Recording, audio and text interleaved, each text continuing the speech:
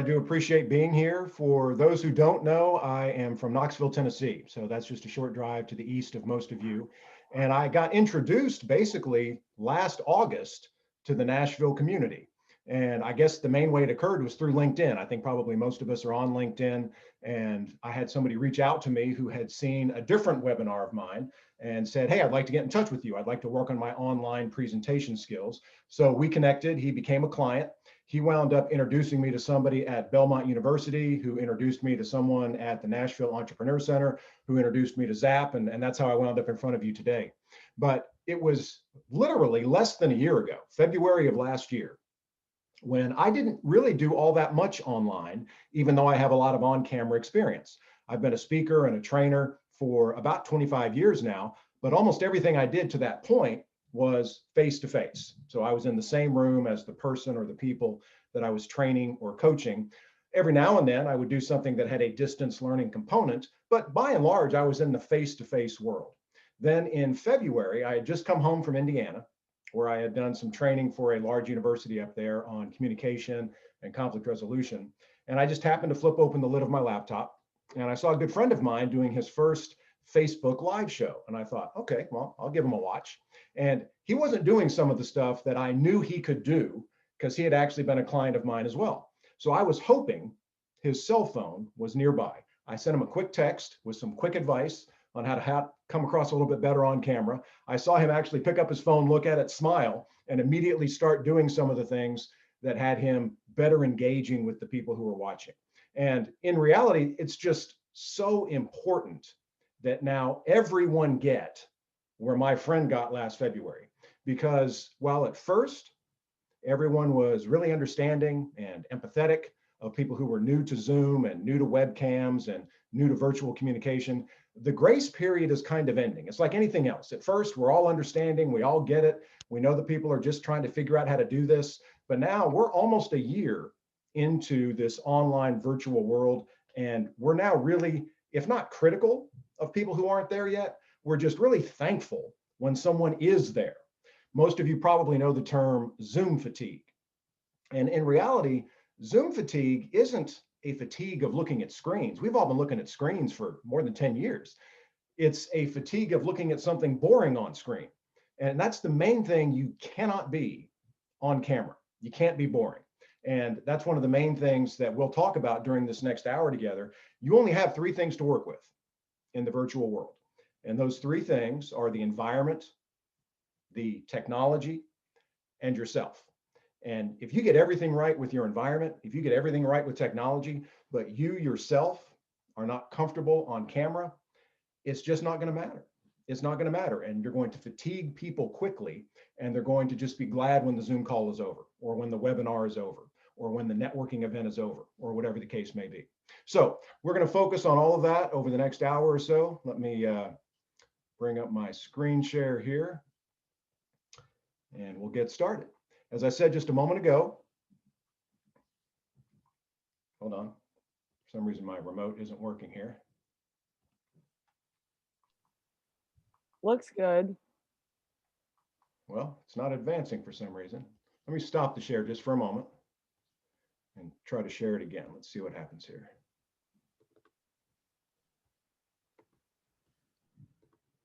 Okay, there we go. Back on track. Sometimes you get a glitch.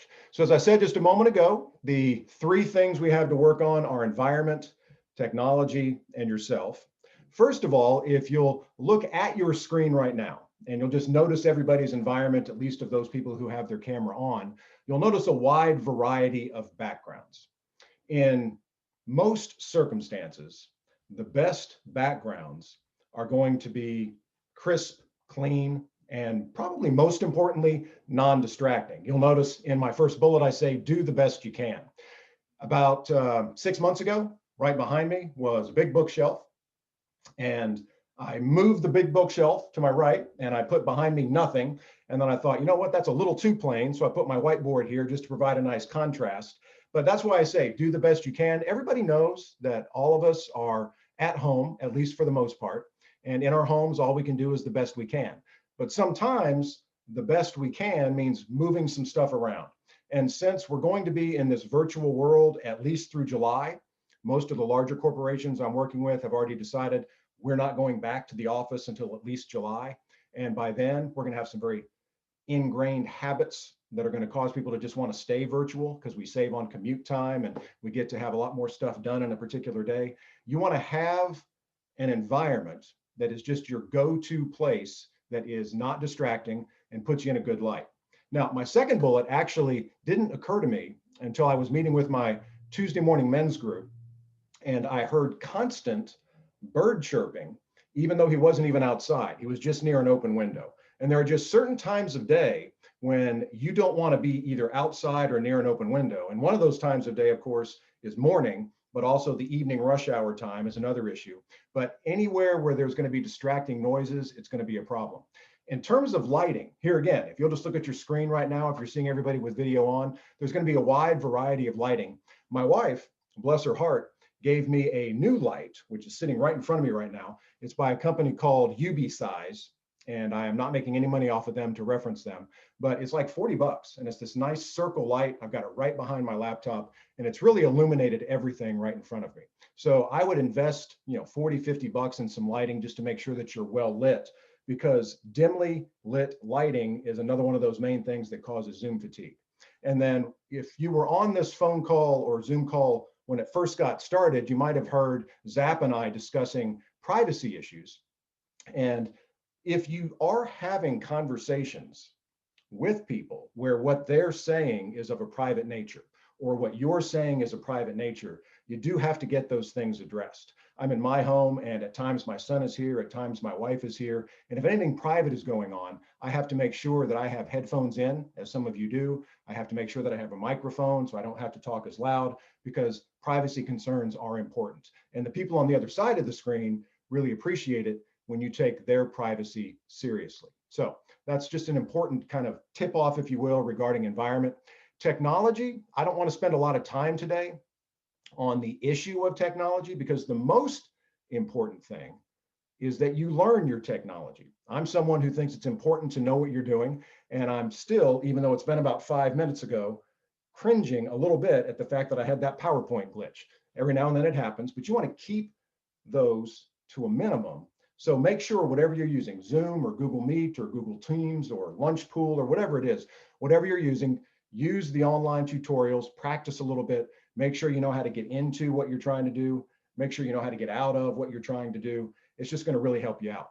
Now, you'll notice I say get a webcam. Not everybody needs one. Some laptops have better webcams than others. Some cell phones have better cameras than others. I think for most people, it's best to have a dedicated high definition webcam. And there's all kinds of them out there. If you haven't yet invested in one, it's important to start looking for one now, because I know back in March, when I bought the one I now have, because I knew I would need one, I had to go to 3 different local stores just to find one. And it wasn't even in Knoxville. It was actually in Farragut, which is the town immediately to the west of us. And it was the only one they had left. The one I now use is just the one I wanted.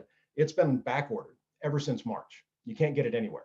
So for those of you who haven't yet invested in a webcam, I strongly recommend doing so. Now, along those lines, it doesn't matter how good your webcam is if your broadband is insufficient. If you think back to the story I was telling, as this hour began, I referenced a friend of mine who was doing his first Facebook Live show. Well, after that show, we had a good chuckle together. He called me and he said, "Would you like to be a guest? I'd like to interview you." I said, "Sure, let's do that." I had never done anything from my house before. So if you think about that just for a moment, I'm a guy who considers himself the expert. And as the expert, I'm supposed to know what I'm doing. But I just set up in my living room, started talking, thought it went well, watched the video after it was over. And after it was over, I was like, ooh, my webcam was insufficient. My broadband was insufficient. My lighting sucked. All of that stuff was just horrible. So instantaneously, I recognized I have to make some changes. And just gut check time. It's not me talking to anybody in particular. It's just you talking to yourself. Is your camera sufficient? Do you look good on camera? Is your lighting sufficient? Do you look good on camera? Is your broadband sufficient? Do you look good on camera? Truth is, I'm actually paying less for my higher speed broadband now that I was paying back in March, because they had better deals that had come along. So it may not even cost you any money, but it's hugely important that you take care of those three things. Make sure your webcam is great, make sure your lighting is great, and make sure your broadband is sufficient. So next up is you. And here's where we're going to spend most of our time today. You are the most important thing because you are the thing on camera. So first thing you need to take into account is realizing the virtual world isn't that different from face to face. Okay, the virtual world isn't that different from face to face. It certainly feels different. As I mentioned earlier, I've been a speaker and trainer for 20 to 25 years now, and I know people who have done what I do for a living for as long as I've done it. And they're great in a room. They command presence in a room, but you put them on a camera, talking through a laptop screen, and they feel trapped. And all of their charisma, their dynamism, their personality, it just goes away. But you can actually be as dynamic on camera if you'll just realize you can be. And it's one of the main things I help people with one-on-one. But if we just pause for a moment and ask ourselves, what is it I really like about someone when face to face? Let's just talk about first impressions. What makes a really good first impression? What makes a really good lasting impression? And maybe what kills a good impression? So let's take the first question first. What makes a really good first impression? And I would encourage any of you who have an insight on that, if you know what you like, if you meet someone for the first time and you click, what causes you to kind of click with someone and say, you know what, I like that person? Anybody have an insight on that? You want people to mute themselves or type into the chat, David? Oh, either way, you can unmute. Happy to have everybody do that. You can type into the chat. That works well too.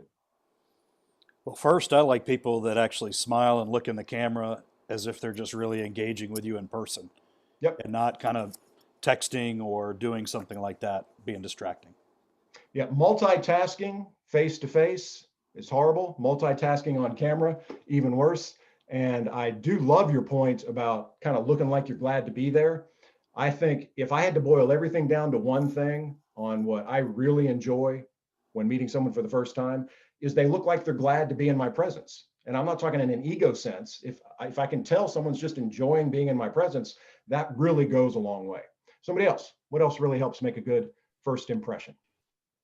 I like enthusiasm. Mm-hmm. They're enthusiastic about what they're talking about, Mm-hmm. and they really want to get you engaged. Yep. Yeah, and I know, and this will kind of date this resource, but I own an audio cassette resource. So that's how old it is, that has 12 different famous speakers on it. They're all different in terms of personality and style, the way they communicate, but they're all engaging. They're all enthusiastic. And I think it's most important for people new to being on camera that you realize you can be yourself. You can be yourself. If you will bring on camera the person you are when you're with those you're most comfortable, that person's going to be fine. Bring the person you are when you're with your spouse or your kid or your best friend or whatever. Bring that person who's relaxed and having a good time and confident on camera, and you're going to go a long way towards being enthusiastic. In addition to that, I did an interview for a sales company who does webinars in Atlanta.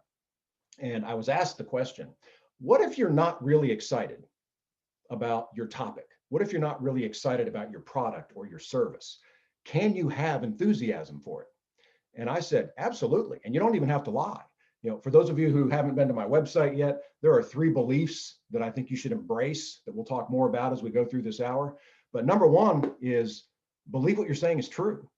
And you can, even if you would never buy, say, a Subaru automobile, you can talk enthusiastically about Subaru automobiles because you know they're a good product for someone else. You don't have to lie at all to understand Subarus are a good car for those people for whom they're a good car. You don't have to lie at all. You can be enthusiastic about that. I happen to be a guy who doesn't wear makeup. Could I sell makeup? Sure, because lots of people do wear makeup.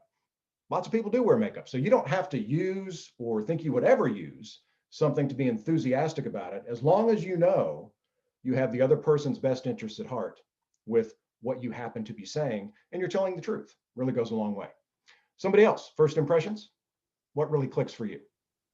For me, it's when you engage people in conversation. Mhm. If someone just kind of stands there and you're asking them questions constantly and they're giving you 1 or 2 word answers, that's not that doesn't leave a really good impression. But if that person is engaging, they're answering questions and it sounds like it's thoughtful and, like you're saying, very genuine. And Mhm. then it's like it that communication is back and forth versus just a one-way thing, or they're just peppering you with questions trying to get information, like they're that intentional sales job that you don't want to get when you're in certain situations. Mhm. Just having a mutual communication is always very key for me. Yeah. Well, I know many on this Zoom call are entrepreneurs.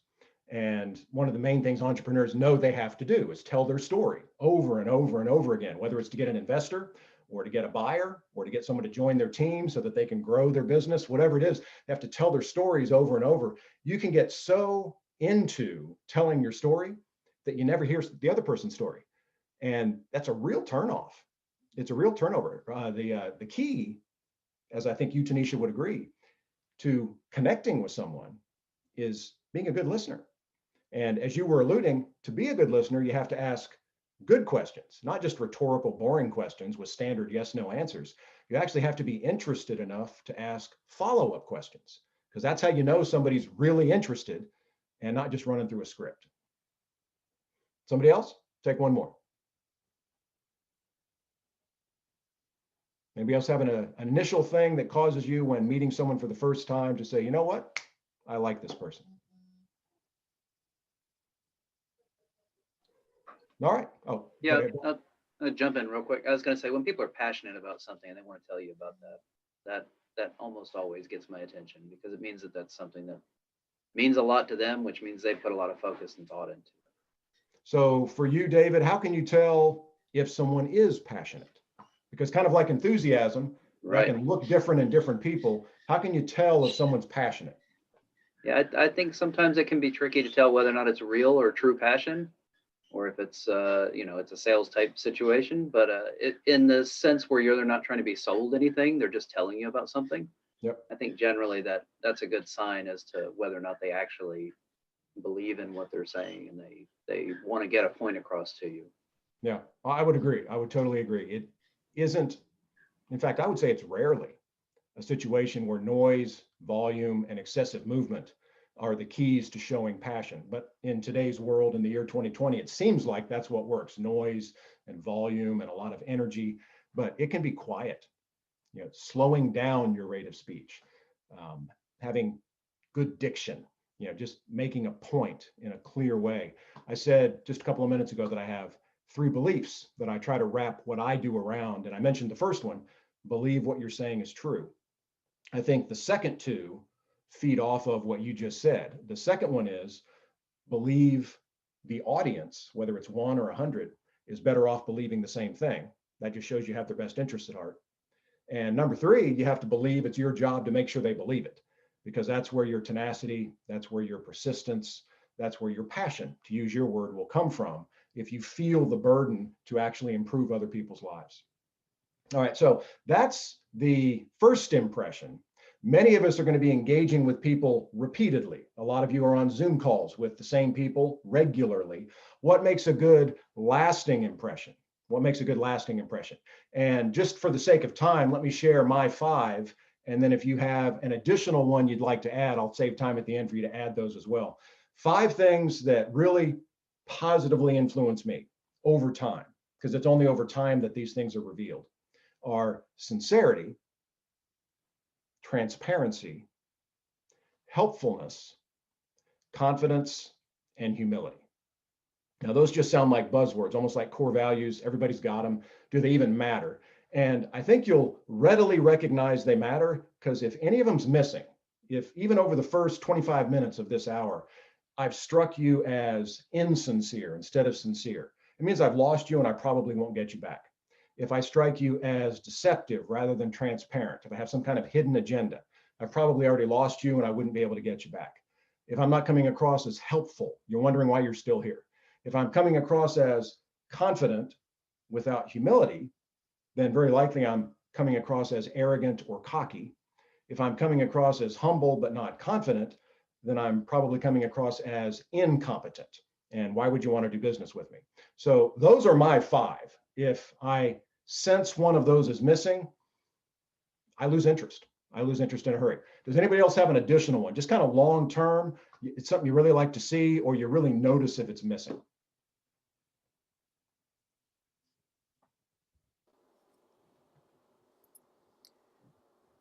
How prepared they are every time they meet with you. Mm-hmm. And how would you know if somebody is prepared? Well, for me, a lot of time it's follow up on previous discussions you had, and did you follow up on what you say you would for Mm-hmm. that meeting, and have you Yep. put additional thought into the next meeting? Yep. Yeah, in a strange way, and if we have time, we'll have fun with this towards the end of the hour. There are some basic things that let people know whether you're prepared for this particular Zoom call or this particular webinar.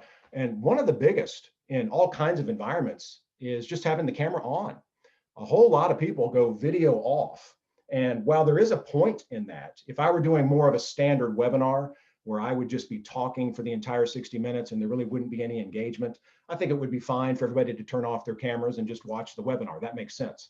But in any kind of meeting situation or one-on-one conversation, if you have your webcam off, human nature is that if we don't know the reason for a behavior, we assume not a good reason. And we'll think you haven't showered yet, or you haven't gotten dressed yet, or you're multitasking, maybe you've left the room. A lot of that stuff goes on. Is it necessarily true? No, but it just doesn't matter if it's true.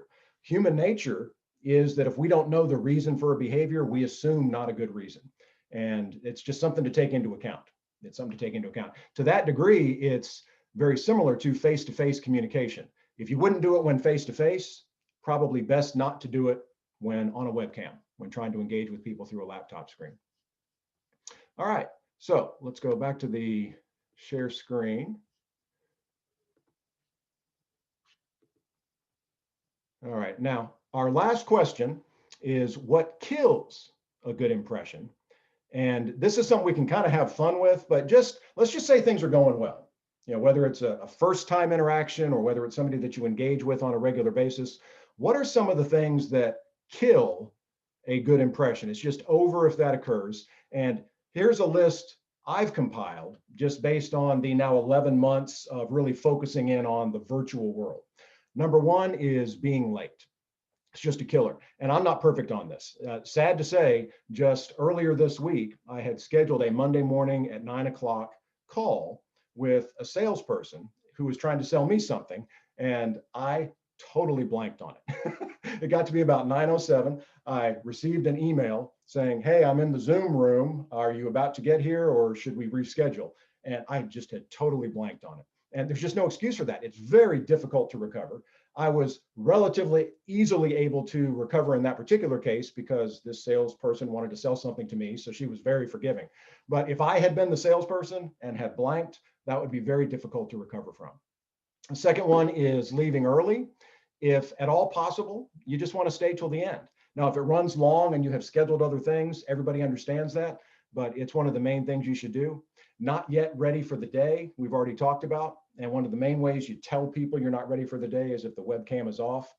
Appearing distracted, we already talked about multitasking. Interrupting is almost confusing in the virtual world. So it's best to have a pregnant pause instead of over talking each other. So it's best to have a little bit of silence, not too much, but it's best to have a little bit of silence instead of over talking someone. And then the last one is eating. If your microphone is not muted, anything you open, anything you chew, everybody else can hear it, even if your video is off. So that's another one to watch out for. And I'm going to throw in a new one because this is just kind of a teaching moment. Again, everybody look at your screen. And as you look at your screen, I want you to notice who's looking directly into their webcam versus who's looking down at their webcam versus who's looking up at their webcam. This is another one of those things that's just a fine point, but it will help you better engage with others. I am looking right into my webcam, and it's best to have your webcam at eye level. Now, to accomplish that with a laptop, most people have to elevate their laptop. And if you'd rather not stand, that's fine. I have 2 concordances and a laptop box under my laptop which got it up to just the right level. So use whatever you need to use, but if you will get your laptop up to eye level, it feels more like a conversation than a Zoom call. It just feels more like a conversation than a Zoom call. So just a quick tip. Lots of people don't even think about it. If you'll just kind of look around the screen right now, if I can see your ceiling, that means you're looking down at the webcam. It's one of the best ways to tell. If I can see your ceiling, you're looking down at the webcam, and I shouldn't be able to see your ceiling. I was on a recent Zoom call and I could see someone's ceiling fan spinning the entire time. Shouldn't be able to see the ceiling fan. And it's just a big distraction as it just spins over his head. And you just want to try to watch out for that. So does anybody else have one that just pet peeve? It's really annoying. You just kind of wish people would know not to do that. I have one. Yep. When I understand everyone's challenge with the spaces where they can actually take Zoom calls, but when people noticeably take a Zoom call from their bed and you can see like bedroom stuff, Yep. like not just bedroom stuff, but like their headboard or something in the background. Yep. That's a bit of a pet peeve for me. No, I totally agree. And, a lot of people haven't thought of this. The room dividers that a lot of us had back in our college days, you can buy them for $50 or less and set up anywhere and just put a room divider behind you. And you can get some very basic ones or more nice ones if you want. They can be made of linen or wood or anything. But a room divider for $50 or less, just go to Home Depot, Lowe's, anywhere. And even if you just have a 1-bedroom apartment, you can set up a space that looks professional. So yeah, I totally agree with that. Anybody else?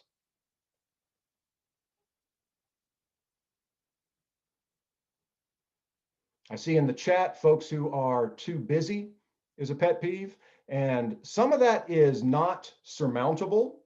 For example, I just got an email before this call that my son's school, because of a winter storm that's coming in, is going to go to all homeschooling tomorrow.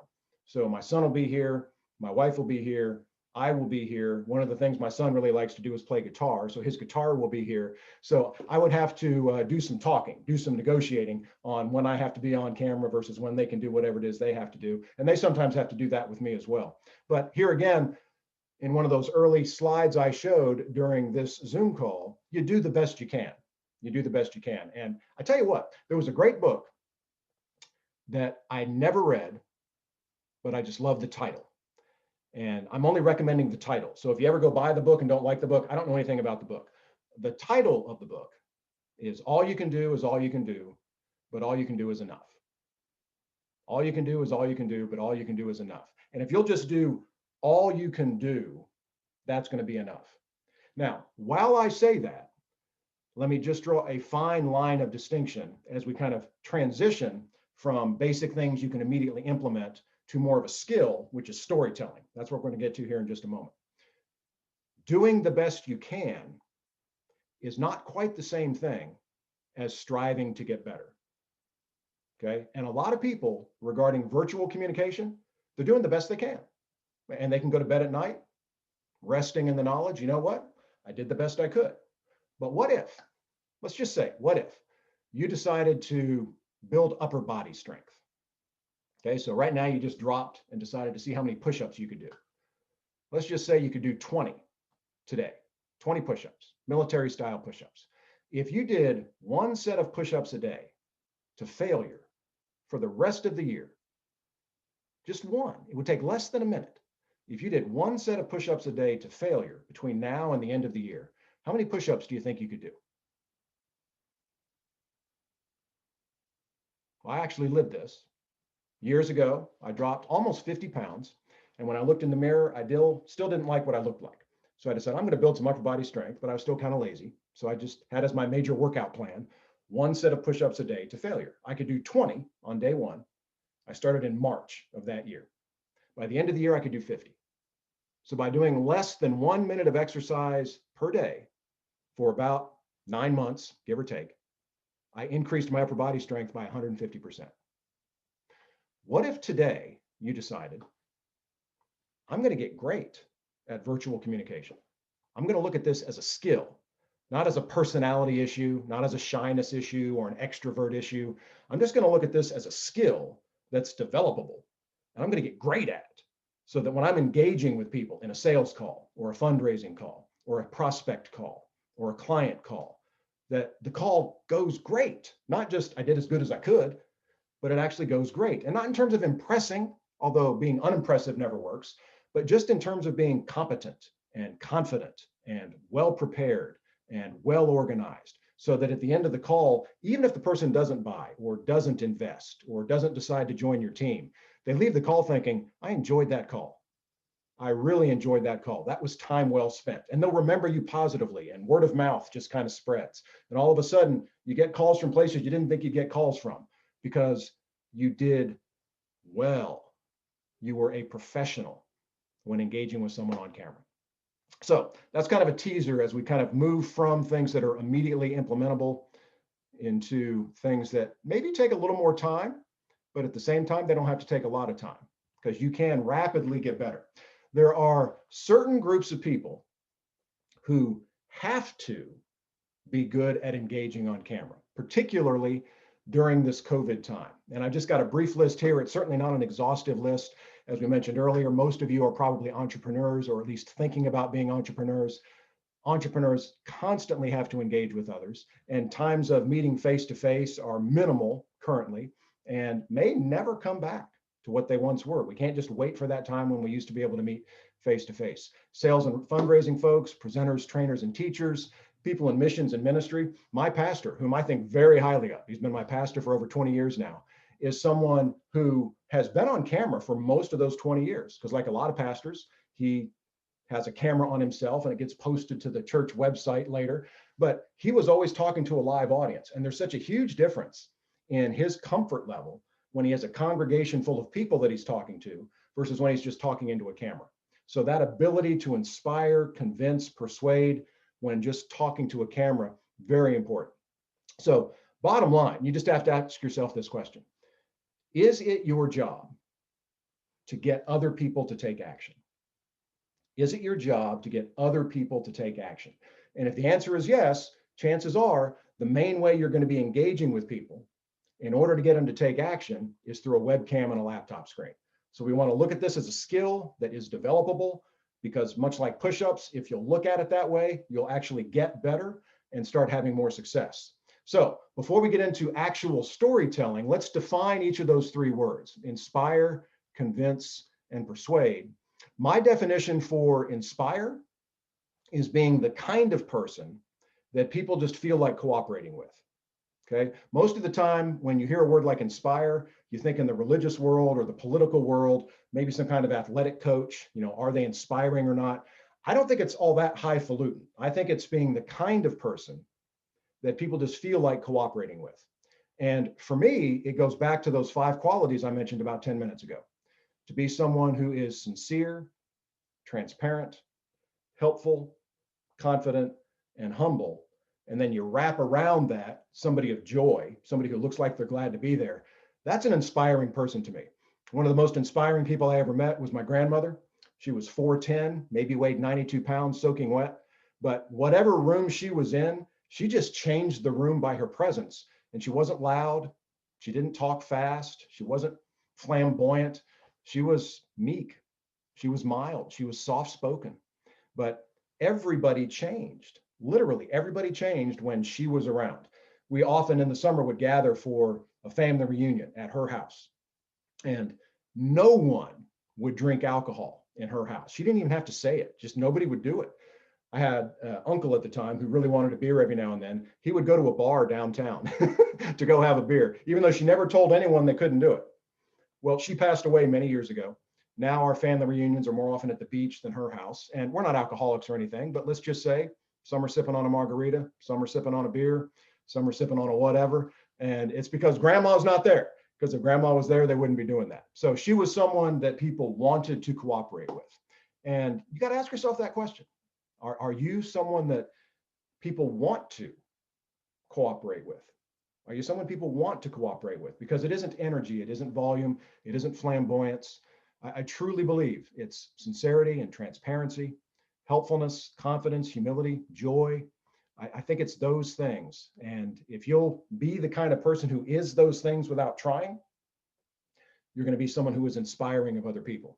Now, if I go to convincing and persuasive, those are 2 different things, at least by my definitions.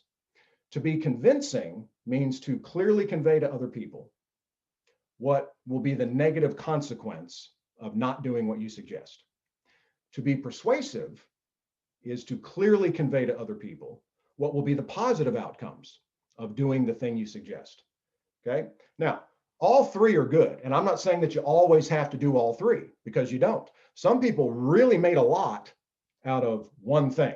So my poster child for this is a coach that I always had a lot of respect for. He was Bobby Knight, actually still is Bobby Knight, head coach at University of Indiana. Both of my parents went to Indiana. He was a convincing coach. Many consider him to be the best coach ever. And for about, I don't know, 10 years of a 30-year career, I think he was the best coach ever. He won 3 national titles, had a perfect season. If you hit delete on the first 10 years of his career, I know it's totally unfair, but just bear with me for a moment. If you hit delete on the first 10 years of his career and only look at the last 20, which is 2/3 of his career, he wouldn't even be known. He'd be an average coach at best. So what changed from the first 10 years to the last 20 years? What changed? And it wasn't Bobby Knight. If you followed him over his career, he was the same all the way through. What changed was the player. The player changed. And what used to work stopped working. Lots of coaches of Bobby Knight's generation would readily acknowledge, I used to coach that way. I realized it wasn't working. And they would transition to someone else. Who has been the most successful coach of the last 30 years? Mike Krzyzewski, Duke University. And he actually began his career under Bobby Knight. So he saw how that method worked. He decided to go another way. Now, he kept a lot of what Bobby Knight does: discipline, tenacity, good coaching acumen. You know, he knows his X's and O's, so to speak, but he doesn't only have that convincing mindset. He doesn't only have that convincing mindset. One of my favorite stories from when my son was a kid, he wasn't yet going to bed yet, and he was turning 5. So the morning of his 5th birthday, he's sitting at the kitchen table, eating a bowl of Cheerios. I walk in and I sit down next to him, and I look him in the eye and I say, so Max, turning 5 today, huh? He goes, yeah. I said, big boy, huh? He goes, yeah. And I said, you know, as near as I can tell, you only lack one thing in being a big boy. He gets all serious. Says, what's that? Well, every big boy I'm aware of goes to bed by himself. And he starts to cry. It's like, no, you don't have to be sad. I'm not going to make you do it. I'm just saying you're this close. And he sits back. All right, I'll do it.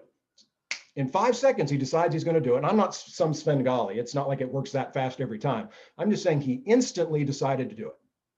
After he decided to do it, I looked him in the eye and I said, you know what, Max? That's a big boy decision.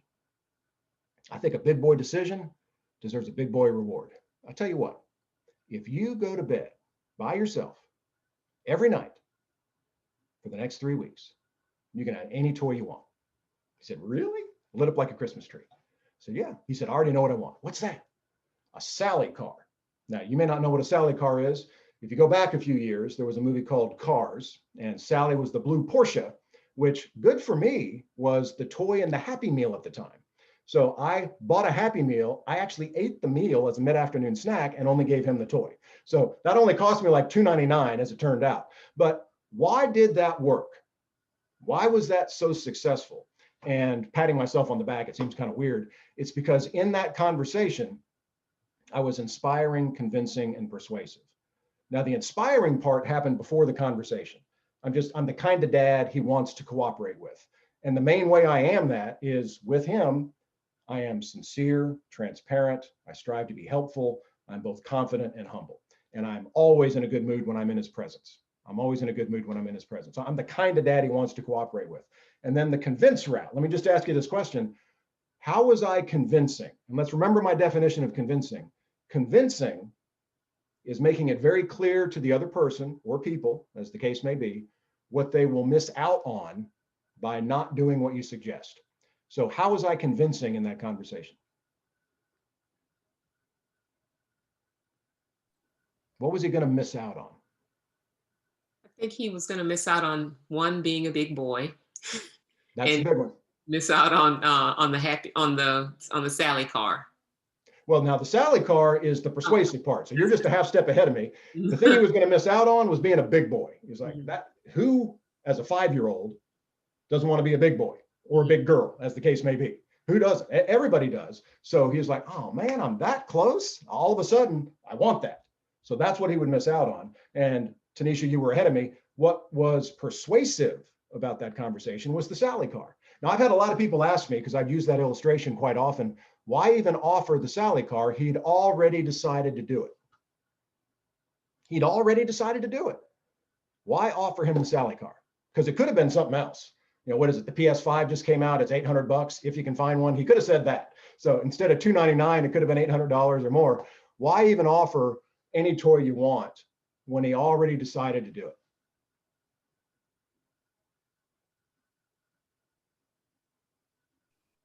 We can answer that. So like rewarding good behavior keeps that behavior up. Yep. I do that with my son. Yeah. And think about it this way. There's a huge difference between compliance and cooperation. Okay, huge difference between compliance and cooperation. Some of you are a boss. You have employees who are on this web call right now. My guess is you would readily agree that with some of your employees, some of your greatest frustrations come from people who aren't cooperating. They're just complying, not because they couldn't cooperate. They just don't feel like it. They just don't feel like it. And that any toy you want, that Sally car, caused him to want to do it. So that very first night, it's his 5th birthday. We go from breakfast to post dinner. It's time for him to go to bed. He's laying down to go to bed. I say, so Max, gonna be okay? He's like, oh yeah, visions of Sally car dancing in his head. It was harder for me than him.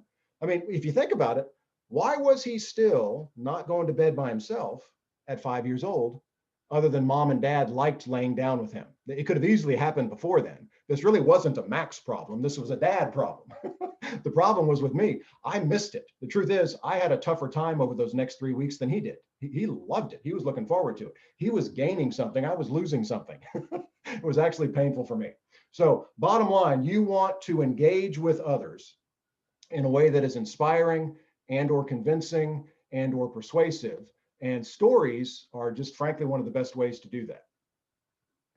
All right, got this thing glitching again. I think if I click on one, it works, and the other it doesn't. So here we go. Now we're back. All right, so let's go to types of stories. And there are several listed here that you might choose from if you want to engage with other people. The two I've highlighted, if you just want a good place to start, are stories I think anyone in business needs to be able to tell at the drop of a hat, okay? Because they're always good stories and they're always relevant, particularly when you're meeting someone for the first time. So this would be when you're trying to raise money, when you're trying to sell to a new client or customer, when you're having a first interview with someone that you hope joins your team. And then longer term, if you like take over a team and you're just introducing yourself to a team, you might want to do it in that situation as well. So the first type of story you want to be able to tell is, how did you come to do what you do? Okay, how did you come to do what you do? And if I have anyone who wants to be a guinea pig, I will let you be that guinea pig now. Does anybody want to say in less than 60 seconds how you came to do what you do now? Think of your primary profession. What is it you do? How did you come to do what you do now?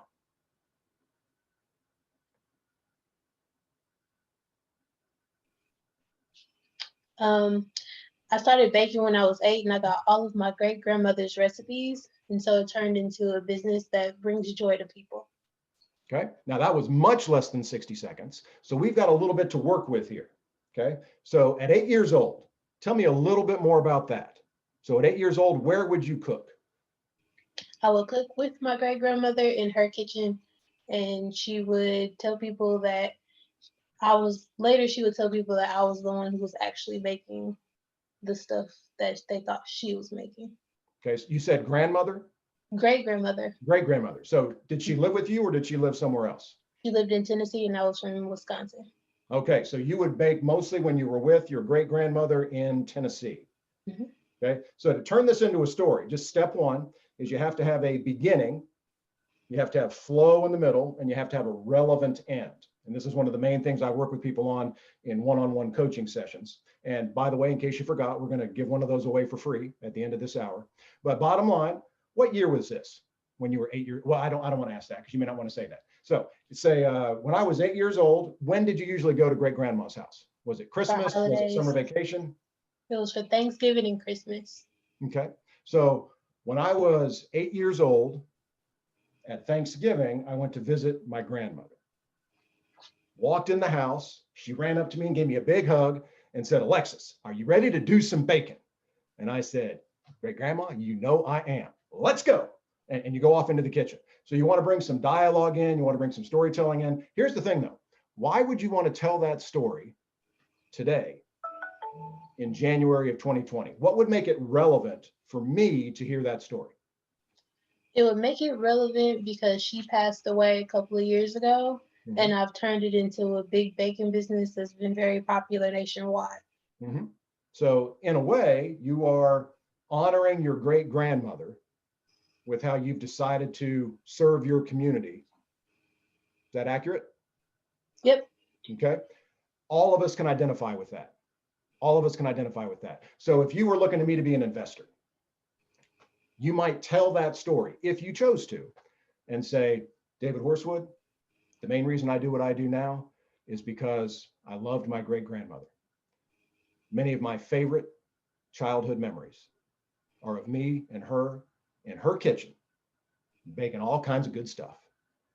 And everybody always liked it because I know everybody always liked it. They told me they liked it. Great grandma told me they liked it. Everybody told me they liked it. And I like honoring her by doing stuff that she taught me how to do in a way that impacts this community or whatever the case may be. So stories are a way of getting facts out in a more interesting way. So if you'll take 60 seconds to tell the story instead of 10 seconds to tell me the facts, I'm going to buy in more. I'm going to buy in just a little bit more. If you think back to about 50 minutes ago to when our hour began together, I told the story of how I came to do what I do now, which is focus on virtual communication and impactful storytelling. And it's when I saw my best friend doing his Facebook Live show. That was just a brief story at the beginning.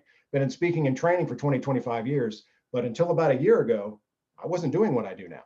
There was a shift. And what caused that shift was February, where I saw my friend, and then COVID hit. And then I couldn't do what I was doing before. And I started wondering, how can I now help people in a way that maximizes things I'm good at, and then I can help other people get good at. So that was the first story, is how did you come to do what you do now? The second story that was highlighted is, who is a recent person you've helped? Who is a recent person you've helped? So does anybody have a short 1-minute story that would convey a recent person you've helped? And in this particular case, the more recent, the better. If I only tell stories that happened a long time ago, people start thinking they've heard a canned presentation. But if you tell me the story of something that happened today, this week, this month, I know I'm hearing fresh content and that you're actively helping people. So does anybody have a 60-second or shorter story of a recent person you've helped doing what you do now?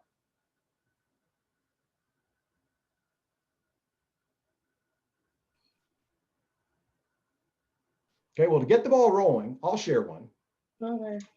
Several months ago, I thought of somebody who had been in one of my seminars who at the time had been looking for a job. And I just thought, I wonder if he's found a job. So I lifted the lid of my laptop. I sent him a quick email. I said, hey, Mark, gotten a job yet? He said, no, I actually haven't. I've had a lot of interviews, but it just hasn't gone anywhere. Truth is, my wife has now decided to leave me. His life was in a real downward spiral. And I said, well, I got to do something. I said, well, listen, are most of these job interviews virtual, or are you still meeting face to face? Oh, they're all virtual. I said, okay, well, I tell you what, let's schedule a one-on-one session and just make sure you're coming across well on camera. I know you can come across well live, but let's make sure you're coming across well on camera. And he said, I can't afford your rates. I said, don't worry about it. It's going to be free. I just want to help you out. I said, okay. So we booked a session for the following day. He gets on, and right away, I noticed anytime he was talking, he would do this. Real deep blanks, probably some kind of nervous tick. And I just paused and I said, Mark, listen, I don't know if you know that you're doing this, but every time you talk, you start to blink like this. And that's not coming across well. I need you to think about not doing that. So that was just a microcosm of the coaching. We also got into storytelling because most job interview questions are best answered with a story. We finished the session, true story. The very next job he applied for, he got. And he is now fully employed in a 6-figure job right here in East Tennessee. And it just feels good to know that I helped someone that had that kind of an immediate payoff. It just really felt good. So anybody else have one? Just a brief 1-2 minute story of a recent person you helped. I have one. Okay. I recently, the other day, had a patient who was terrified to come into the office for a visit. But I helped him set up his phone to our online platform so that he was able to use it to have a telehealth visit so that he did not have to come into the office for a visit. And if you were to turn that into something with some dialogue and how you felt, and if you had any excitement, where would this story begin? How recently was this? 2 days ago. Okay, so 2 days ago, how did you even find out about this guy? He called into our customer service line. And that was not you, or that was you? It was me. Okay, so 2 days ago, I got a call from, let's just give him a name, Bob. From Bob. And Bob said, I'm not coming down there. It is too much COVID. I just want my medicine. I ain't coming. I don't know nothing about technology. I ain't doing it. all right, now pause for a moment. Pause for a moment. I'm just going to take a quick poll, and I already know the answer. That's already a better story. All of a sudden, you lit up, and everybody's watching us nod, and there's like, now that I enjoyed hearing about that. 2 days ago, I got a call from Bob, and he said, Melanie, I am not coming in. I don't know technology. I don't know what kind of harebrained scheme you've got cooked up, but I am not coming down there. That's got some spice to it. That's got some engagement to it. So instantaneously, in 15 seconds, you became a better storyteller. Okay. Yes. That's what turning storytelling and virtual engagement into a skill that you know you can get better at will do for you. All of a sudden, it has people on the other end more enjoying hearing what you have to say, whatever it is that you have to say. You could be interviewing for a job. You could be hiring someone for a job and having to do some recruiting. You could be seeking investors or customers, whatever the case may be. That's the skill of storytelling. And just realizing you can bring some life into what seems like boring content. It's entirely possible to do. Okay, so anybody have any final questions before we kind of wrap things up here?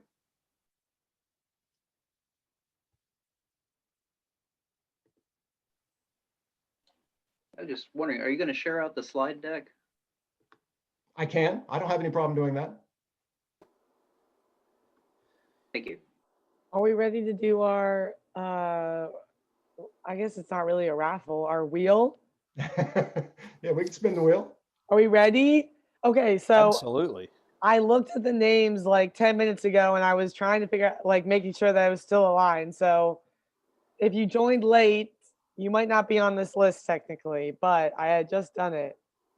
I'm going to share my screen. Look at this wheel we made. What do you think? It looks Oh, I good, love it. right? All right, we're going to spin it. Uh-oh. All right. Oh, Haley, are you on the call? He was asking questions earlier.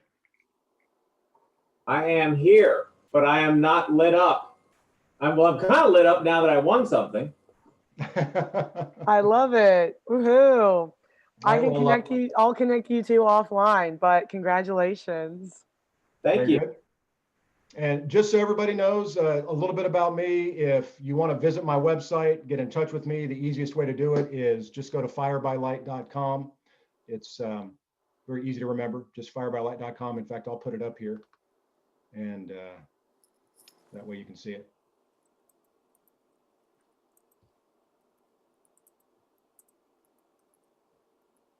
Okay, anybody else have final questions?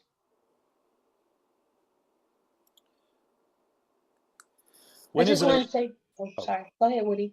Oh, thank you. I was just going to ask, when is it okay to turn off your camera, or when should you, or should you even text in the chat box or ask for permission, or just so that people don't think that you're just ditching them. Yeah. Yeah. The key thing on turning off the camera is, unless it's obvious that it's now time to turn off your camera, I would leave it on. I would leave it on. If you're ever leading a session, like I do sometimes, I lead webinars. I'll say, for those of you who would like to, I'll be talking for the next several minutes. You might want to turn off your webcam so you can just kick back and relax. Because really, nobody wants to be on camera as they're doing this. You know, it just doesn't look professional. So if you don't want to have to be alert, sitting at attention, looking like you're not comfortable, then there are certain obvious times to do that. I would never go webcam off in a one-on-one conversation, and I would never go webcam off in any type of group meeting situation, because it just looks like you're disinterested. It looks like you're now into multitasking or making another cup of coffee or going to the bathroom or whatever the case may be. And again, none of those things may be true. I'm not in any way saying it's true, but that's often what people think. Great session. David, I have questions. Kaylee, you mentioned the lighting. What was that light that you mentioned early on in the session? UB size. That's UB as in boy, double E, SIZE. Oh, UV size. I wrote UV, like ultraviolet size. I was Googling it. I couldn't find the darn thing. Okay, so UV size. Yep. I think Amazon.com sells them. It's an easy place to find it. Got it. Thank you. Oh, you're welcome. Yeah, I love it. It's a great light. And it's not expensive, because you can drop $500 on them too. I don't want to do that. An investment. Yep. Particularly if you do it a lot. I mean, if you do it once, twice, you may not care that much. For a while before I had this circle light, I used one of those high intensity desk lamps. They cost like $19.99. And I just extended the arm as high as it would go and pointed it right at my face. And that did a good job too. But you have to do something to light up your face, because having dimly lit screen is fatiguing. It's like trying to watch a TV show when your television tube is about to go out. Right.